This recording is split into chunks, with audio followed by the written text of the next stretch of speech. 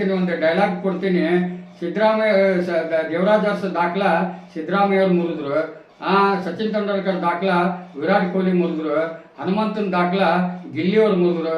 ಈ ಸಿಗ್ಲಿ ಬಸ್ಸನ್ ದಾಖಲ ಯಾರು ಮುರಿತಾರ ಅನ್ನೋದಕ್ಕೆ ಈ ಸಿಗ್ಲಿ ಬಸ್ಸನ್ನ ಆಹ್ವಾನ ಮಾಡಿದ್ರೆ ನನ್ನ ದಾಖಲ ಮುರಿಯಾಕ ಯಾರಿಗೂ ಆಗೋದಿಲ್ಲ ಅನ್ನೋದು ನಾನೇ ಅದಕ್ಕೂ ಉದಾಹರಣೆ ಆಗ್ತೀನಿ. ಆದ್ರೆ ನನಗೊಂದು ಸ್ಥಾನ ಕೊಟ್ಬಿಟ್ರೆ ನಾ ಸ್ಥಾನದಲ್ಲಿ ಕೊಡ್ತಕ್ಕಂಥ ನನ್ನ ಕಾನೂನಿನ ಜ್ಞಾನನ ಜನರ ಮುಂದೆ ತಲೆಯಲ್ಲಿ ತುಂಬಿದ್ರೆ ನಾನು ಒಬ್ಬ ಕರೋಡ್ಪತಿ ಆಗ್ತೀನಿ. ಹೆಂಗೆ ತಮಿಳ್ನಾಡಿನಾಗ ವಿಜಯ್ ಅವರು ಒಂದೇ ಸಲಕ್ಕಿನ ಎಲೆಕ್ಷನ್ ನಿಂತು ಒಂದೇ ಸಲಕ್ಕೆ CM ಆದ್ರಲ್ಲ, ಅಂಥ ಬಸ್ಯ ನಾನು ಆಗ್ತೀನಿ.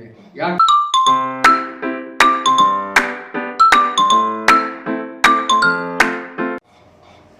ನಮಸ್ಕಾರ, ನಾನು ಸಿಗ್ಲಿ ಬಸ್ಯ, ಗದಗ ಜಿಲ್ಲಾ ಲಕ್ಷ್ಮೇಶ್ವರ ತಾಲೂಕು ಶಿಕ್ಷಣ ಗ್ರಾಮದ ಸಿಗ್ಲಿ ಬಸ್ಯ. ನಾನು ಇವತ್ತು ಬಿಗ್ ಬಾಸ್ ಹೊರೆಯನ್ನು ಹೊತ್ತುಕೊಂಡಂಥ ನಮ್ಮ ಒಂದು ಸುದೀಪ್ ಸರ್ಗೆ ನಾನು ಕೈ ಮುಗಿದು ಕೇಳ್ಕೊತೀನಿ.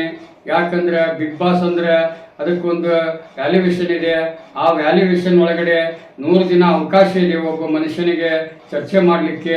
ಅಂಥ ಅವಕಾಶದಲ್ಲಿ ಈ ಸಿಗ್ಲಿ ಬಸ್ಸನಿಗೆ ಒಂದು ವ್ಯವಸ್ಥೆ ಮಾಡಿಕೊಟ್ರೆ ನಿಜವಾಗಿ ಅದು ಒಂದು ಕಾನೂನಿನ ಅರಿವಿನ ಮೂಲಕ ಬಿಗ್ ಬಾಸ್ನ ಬೆಳಕಿಗೆ ತರಂಥ ಬಸ್ಯ ಇದ್ದೇನೆ. ಇನ್ನೂ ಹೆಚ್ಚಿನ ಜನ ನೋಡಬೇಕು, ಬಿಗ್ ಬಾಸ್ನ ಕೈ ಬಿಡಬಾರ್ದು ಅನ್ನಂತ ನಾನು ಅದನ್ನ ಬಿಗ್ ಬಾಸ್ನ ಮುಂದುವರಿಸ್ಕೊಂಡು ಹೋಗ್ಬೇಕನ್ನಂತ ಛಲ ನನ್ನಲ್ಲಿದೆ.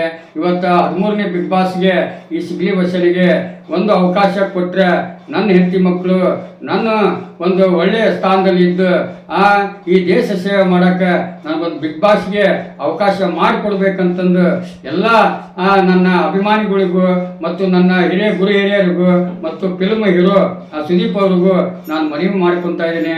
ಯಾಕಂದರೆ ನಾನು ಹೋರಾಟದ ಮುಖಾಂತರ ನಾನು ಬಿಗ್ ಬಾಸ್ ಬರ್ಬೇಕಂತ ಇದ್ದೆ. ಆದರೆ ಇವತ್ತು ಅದಕ್ಕೋಸ್ಕರ ನಮ್ಮ ದಾವಣಗೆರೆ ಕನಸಿನ ಮನೆ ಕುಟುಂಬ ಅನ್ನಂತ ಒಂದು ಯೂಟ್ಯೂಬ್ ಚಾನಲ್ ಇದೆ. ಅದು ಇವತ್ತು ಬೆಳಕಿಗೆ ಬರಬೇಕು. ಅವರೇ ನನ್ನ ಇದರಿಂದ ಬಿಗ್ ಬಾಸ್ಗೆ ಮುನ್ನಡೆ ಬರೀಬೇಕು. ಆ ಬಿಗ್ ಬಾಸ್ಗೆ ನನಗೆ ಆಹ್ವಾನ ಮಾಡಬೇಕು. ಆ ಒಂದು ಯೂಟ್ಯೂಬರ್ಸ್ಗೆ ನಾನು ಬೇಡ್ಕೊತೀನಿ. ಯಾಕಂದ್ರೆ ನಾನು ಎಷ್ಟೋ ಸಲನ ನಾನು ಬಿಗ್ ಬಾಸ್ಗೆ ಬರ್ಬೇಕನ್ನೋ ಆಸೆ ಐತಿ.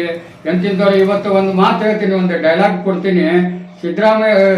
ದೇವರಾಜ್ ಅರಸು ದಾಖಲ ಸಿದ್ದರಾಮಯ್ಯ ಅವ್ರು ಮುರಿದ್ರು, ಸಚಿನ್ ತೆಂಡೂಲ್ಕರ್ ದಾಖಲ ವಿರಾಟ್ ಕೊಹ್ಲಿ ಮುರಿದ್ರು, ಹನುಮಂತನ ದಾಖಲ ಗಿಲ್ಲಿಯವ್ರು ಮುರಿದ್ರು.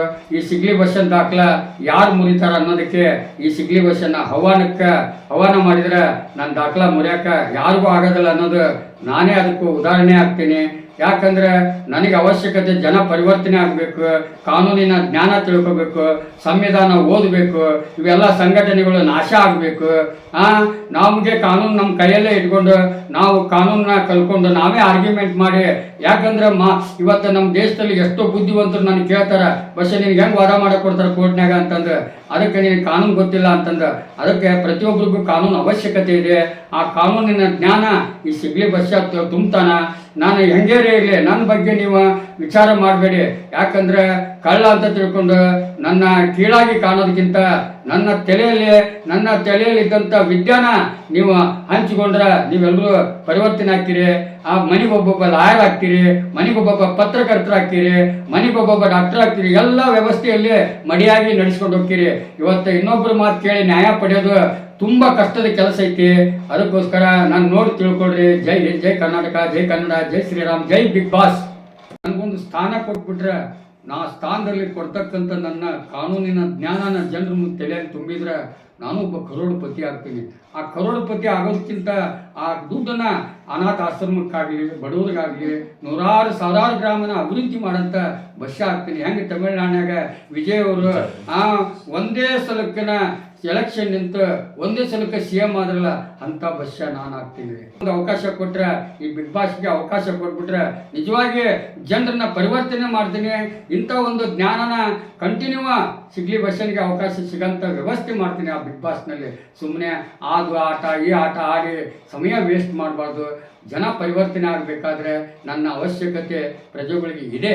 10 ಮಂದಿ ಪುಡಾರಿಗಳು ಮಾತಾಡ್ತಾರಂತ ನಾ ಅವ್ರಿಗೆ ಭಯ ಪಡಂಗಿಲ್ಲ, ಅವ್ರ ಬಗ್ಗೆ ಚಿಂತೆನೂ ಮಾಡಂಗಿಲ್ಲ. ಎಲ್ಲಿ ಮಟ್ಟ ಜನನಿ ಜನ್ಮ ಭೂಮಿ ಅನ್ನೋ ಈ ಹಿಂದುತ್ವದೊಳಗೆ ತಾಯಿ ಗರ್ಭದಿಂದ ಎಡಿ ಹಾಲು ಕುಡಿದು ಅಂಬಿಗಾಲು ಊರಿ ಎದ್ದು ನಿಂತ್ಕೊಂಡು ಕಣ್ಣು ಬಿಟ್ಟಾಗ ನಮ್ಗೆ ಕಣ್ಣಿಗೆ ನಮ್ಮ ಅಂತ್ಯ ಎಲ್ಲಿ ಐತಿ ಅಲ್ಲಿವರೆಗೂ ನಾನು ನಡಿಬೇಕಾದ್ರೆ ಮಡಿಯಾಗಿ ನಡೀತಾ ಇದ್ದೇನೆ. ಆದರೆ ಮೈಲಿಗಂತೂ ಆಗಂಗಿಲ್ಲ, ಮಾರಕ್ಕೆ ಬಂದವರು ಮೈಲಿಗೆ ಆಗ್ತಾರೆ ಹೊರತು ನಾನಂತೂ ಮೈಲಿಗೆ ಆಗಂಗಿಲ್ಲ. ಜೈ ಹಿಂದ್, ಜೈ ಕರ್ನಾಟಕ, ಜೈ ಕನ್ನಡ, ಜೈ ಶ್ರೀರಾಮ್, ಜೈ ಭೀಮ್. ನಮ್ಮ ಕನಸಿನ ಕುಟುಂಬದ ವಾಹಿನಿ ಮೂಲಕ ಅವರು ನಮ್ಮ ಕಿಚ್ಚ ಸುದೀಪ್ ಅಣ್ಣರಿಗೆ ರಿಕ್ವೆಸ್ಟ್ ಮಾಡ್ಕೊಂಡಿದ್ದಾರೆ, ಹಾಗೂ ಕಲರ್ಸ್ ಕನ್ನಡಿಗೂ ರಿಕ್ವೆಸ್ಟ್ ಮಾಡ್ಕೊಂಡಿದ್ದಾರೆ. ದಯವಿಟ್ಟು ಎಲ್ಲರೂ ಒಂದು ಅವಕಾಶ ಅನ್ನೋದಿದ್ರೆ ನಮ್ಮ ಸಿಗ್ಲಿ ಬಸಣ್ಣರಿಗೆ ಅವಕಾಶ ಕೊಡಿ. ಅವರು ಕಳ್ಳ ವೃತ್ತಿಯಲ್ಲೇ ಕಳ್ಳರು ಇರ್ಬೋದು, ಬಟ್ ಅವ್ರು ಮಾಡಿದ್ದಾರೆ. ಈಗ ವೃತ್ತಿ ಬಿಟ್ಟು 15 ವರ್ಷ ಆಗಿದೆ, ಮನಪರಿವರ್ತನೆ ಆಗಿದ್ದಾರೆ. ಅವರು ತಂದೆ ಒಳ್ಳೆ ಮಕ್ಕಳಾಗಿದ್ದಾರೆ, ಹೆಂಡತಿ ಒಳ್ಳೆ ಗಂಡಾಗಿ, ಗ್ರಾಮಕ್ಕೆ ಒಳ್ಳೆ ಒಬ್ಬ ಮೆಂಬರ್, ಒಂದು ಮನುಷ್ಯನಾಗಿ ಅವರು ಜೀವನ ಮಾಡ್ತಿದ್ದಾರೆ. ನಾವು ನೋಡಿದ ಪ್ರಕಾರ, ನಾವು ನಾಲ್ಕು ತಾಸು ಸಂದರ್ಶನ ಮಾಡಿದ ಪ್ರಕಾರ. ಬಟ್ ಅವ್ರಿಗೆ ಕಳ್ಳ ಅನ್ನೋದೊಂದು ಬಿಟ್ಟು ಒಂದು ಒಳ್ಳೆ ಒಂದು ಇದು ಮಾಡ್ತಾರೆ, ವೀಕ್ಷಕರಿಗೆ ಒಂದು ಎಂಟರ್ಟೈನ್ಮೆಂಟ್ ಕೊಡ್ತಾರೆ. ಅವರಲ್ಲಿ ಇನ್ನೂ ತುಂಬಾ ಜ್ಞಾನ ಇದೆ. ನಾವು ಕೇಳ್ಕಂತ ಕುಂತ್ರೆ ಇನ್ನೂ ಒಂದ್ ದಿವಸ ಆದ್ರೂ ಸಾಲದು. ಸೊ ನಾನು ನಮ್ಮ ಕನಸಿನ ಕುಟುಂಬ ವಾಹಿನಿ ಮೂಲಕ ಬಿಗ್ ಬಾಸ್ ಕಿಚ್ಚಣ್ಣರಿಗೆ, ಕಿಚ್ಚ ಸುದೀಪ್ ಅವರಿಗೆ ಕೇಳ್ಕೊಳೋದೊಂದೇ, ಅವ್ರಿಗೆ ಒಂದು ಅವಕಾಶ ಕೊಡಿ. ಅವ್ರು 100 ದಿವಸದಲ್ಲಿ 25 ದಿವಸ ಇರ್ಲಿ, ಆ 20 ದಿವಸದಲ್ಲಿ ಅವರಷ್ಟು ಇದು ಮಾಡೋರು ಯಾರಿಲ್ಲ ಅಂತ ನಾನು ಹೇಳ್ತೀನಿ. ಎಂತೆಂತವ್ರಿಗೆ ಅವಕಾಶ ಕೊಟ್ಟಿದ್ರೆ ಎಲ್ಲ ತಪ್ಪು ಮಾಡೋದು ಸಹಜ, ತಿದ್ದು ನಡೆದು ಮನುಜ ಅನ್ನೋ ತರ ಅದು ಪ್ರೂವ್ ಮಾಡಿದ್ದಾರೆ. ಅವ್ರಿಗೆ ನಾವು ಸಿಗ್ಲಿ ಬಸಣ್ಣ ನೋಡೇ ಅದು ನಾವು ಹೇಳ್ಬೋದು. ದಯವಿಟ್ಟು ಅದೊಂದು ಅವಕಾಶ ಮಾಡ್ಕೊಡಿ.